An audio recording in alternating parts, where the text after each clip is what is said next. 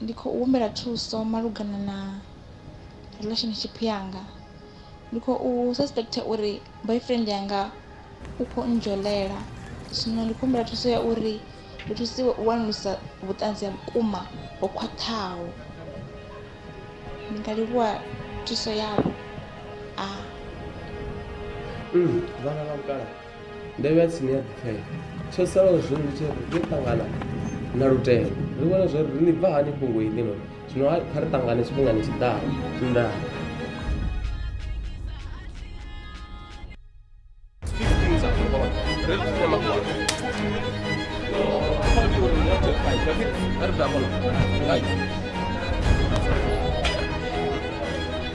Men, don't be. Mas tu, niño no. No vamos a darle un niño no.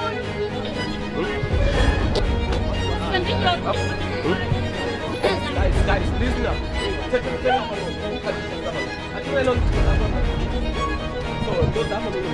Okay, Master. Na zwiṅwe ndi nṋe hanefha ndo uri pamulugisi wa tshitshavha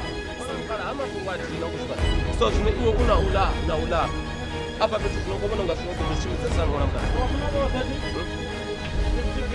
a ri ambi uri to susani cause zwi amba zwo ri a vhathu vhavhili vha khou tea u lwa zwino vha tshi lwa zwino hu khou itea mini a si avhuḓi mafhungo